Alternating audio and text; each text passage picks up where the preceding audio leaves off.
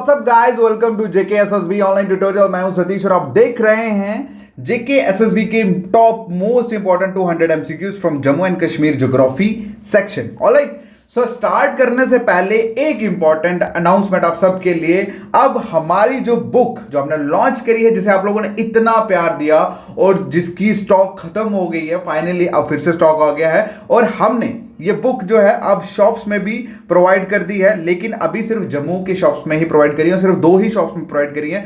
एक शॉप है Charandas book store जो आपके साइंस कॉलेज के अपोजिट है यहां पर, और दूसरी वी कुमार बुक स्टोर जो पक्काडंगा में। इन दोनों शॉप्स के साथ हमारा टाई अप हुआ है। हमारी सारी बुक्स इन 2 शॉप्स में अवेलेबल है। अब आपको कोई भी मतलब आगे पीछे भटकने की जरूरत नहीं है, डायरेक्टली आप इन दुकानों पे जाके बुक जो है हमारी बाय कर सकते हो। और ये मेरी पर्सनल एक्सपीरियंस के साथ मैं कह रहा हूं, रिकमेंड कर रहा हूं। ये बुक आपको जेके एसएसबी के बहुत सारी चीजें क्लियर करने वाली है, क्योंकि मैंने पर्सनली कम से कम 100+ बच्चों की काउंसलिंग करी है। बच्चों ने बहुत पढ़ा है, लेकिन स्टिल वो एग्जाम से इतना डर रहे हैं। उसका सिर्फ एक ही रीजन है कि उन्होंने क्या पढ़ा है वो खुद भी नहीं जानते। और इस बुक में बेसिकली मैंने जो चीजें ऐड ऑन करी हैं वो ये कि जेके एसएसबी किस तरह की चीजें पूछता है, सो दैट जब आप इस बुक को पढ़ोगे आपकी बहुत सारी चीजें क्लियर होने वाली हैं। इसलिए जल्दी से इन दुकानों पे जाओ, बाय करो। अगर आपको हमारे ऑफिस जाके बाय करनी है, सेपरेटली हमारे साथ मिलना है, पर्सनली मेरे साथ मिलना है, तो आप ऑफिस आ सकते हो।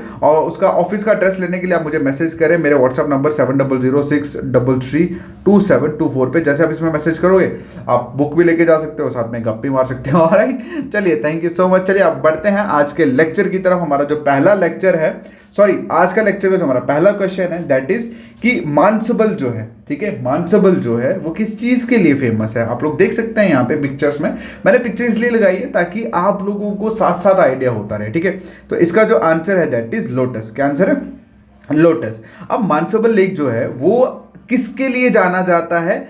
अपने अबंडेंस ऑफ लोटस के लिए, जो इसको एक यूनिक लुक जो है, यूनिक कैरेक्टर जो है वो प्रोवाइड करता है from other lake of Kashmir, ठीक है। And a fresh water lake located, और ये फ्रेश वाटर लेक लोकेटेड कहां पे है भाई? सफापुर, गांधरबल डिस्ट्रिक्ट में। क्लियर है? चलिए नेक्स्ट बढ़ते हैं अगले क्वेश्चन की तरफ।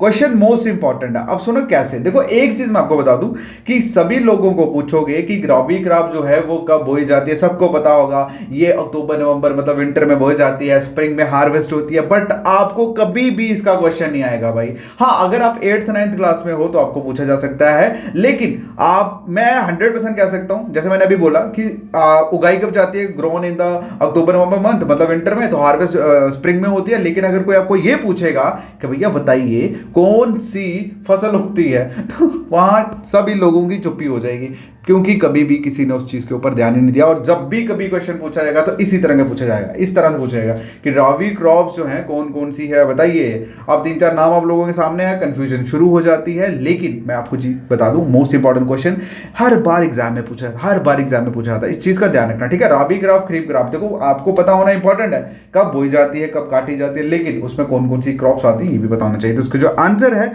दैट इज व्हीट, मस्टर्ड और सोयाबीन। क्या? Wheat, mustard and soybean. अब जैसे मैंने आपको बताया विंटर क्रॉप्स हैं, ग्रोन इन अक्टूबर नवंबर, और हार्वेस्टिंग इसकी स्प्रिंग में होती है। और व्हीट, वेली, ओट्स, पल्सेस, मस्टर्ड, लिनसीड, ये सारे इसके अंदर आते हैं भाई। इन सभी के नाम आपको याद होने चाहिए भाई। हार्वेस्ट कब होती है, ग्रोन कब होती है, फिर थोड़ा तुक्का बच जाएगा, ठीक है। लेकिन इनके नाम अगर आपको याद नहीं हुए तो तुक्का भी नहीं मार पाओगे। क्यों? क्योंकि दिक्कत हो जाएगी, ठीक है। चलिए नेक्स्ट बढ़ते हैं क्वेश्चन की तरफ। नेक्स्ट जो क्वेश्चन है दैट इज कि which one of the following lake is connected with Jhelum by a canal near Sumbal. मतलब ये जो लेक है, कौन सी लेक जो है वो झेलम से कनेक्टेड है सुंबल कैनाल के नियर, ठीक है। तो इसका जो आंसर है दैट इज मानसबल। कौन सी? मानसबल लेक, जो फ्रेश वाटर लेक ऑलरेडी बताया, गांधरबल डिस्ट्रिक्ट में है, जम्मू के। ऑलराइट, तो along the course of Jhelum river and outlet channel connected, देखो अब ये कनेक्टेड है किसके?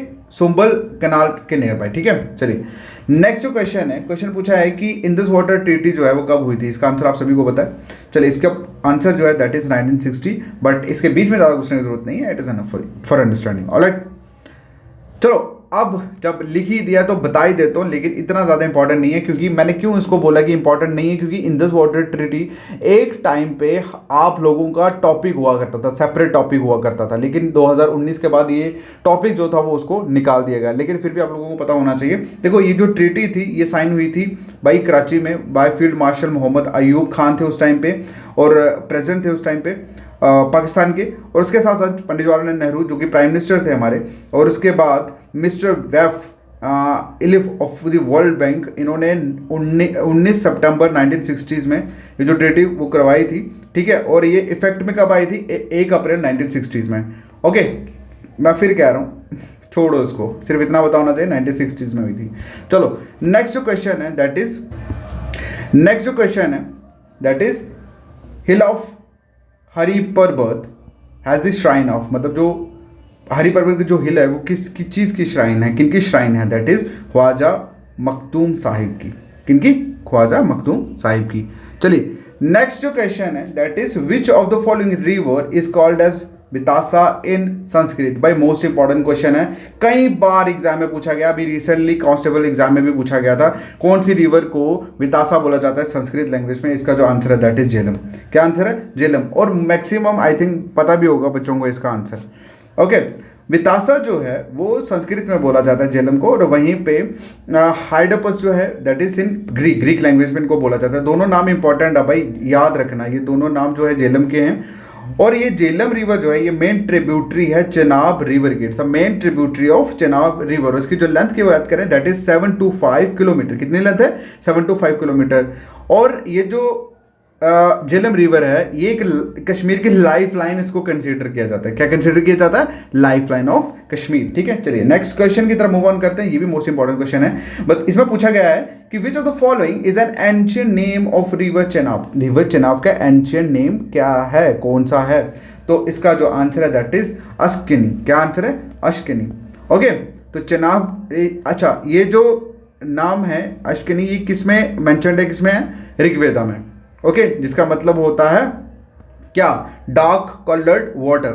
ठीक है, और महाभारत में भी ये चंद्रभागा जो था, महाभारत में चंद्रभागा जो है चेनाब का नाम जो है वो कॉमन नेम रहा इसका। मतलब चंद्रभागा, चंद्र और भागा दो अलग अलग ट्रिब्यूटरीज मिलकर चेनाब बनाती है। ठीक है, और इसको चेनाब को ही क्या बोला जाता है? एंशिएंट टाइम पे क्या बोला, ऋग्वेदा टाइम पे क्या बोला जाता था? अश्किनी। ठीक है, चलिए नेक्स्ट जो क्वेश्चन है मोस्ट इंपॉर्टेंट क्वेश्चन है भाई, और क्वेश्चन में पूछा है कि कश्मीरी सुल्तान जो थे जैन उल अबिदीन, ठीक है, जो कि बहुत ही रिप्यूटेड पर्सन है, उन्होंने एक ऑर्डर किया था आर्टिफिशियल आइलैंड बनाने के लिए जिसका नाम था जैन लैंग। ठीक है, किस in the middle of this lake, मतलब कौन सी लेक के मिडल में इन्होंने आर्टिफिशियल आइलैंड बनाने का जो ऑर्डर था वो दिया था? किस लेक के मिडल में? तो इसका जो आंसर है दैट इज वुलर लेक। क्या आंसर है? वुलर लेक।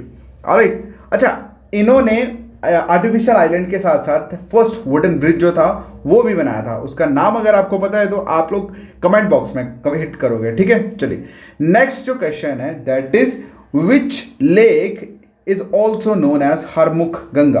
किस लेक को हरमुख गंगा भी बोला जाता है? इसका जो आंसर है दैट इज गंगाबल लेक। क्या आंसर है? गंगाबल लेक को ही हरमुख गंगा भी बोला जाता है। ऑलराइट, और वहीं हरमुख गंगा जो है is also known as the Kailash of Kashmir. क्या?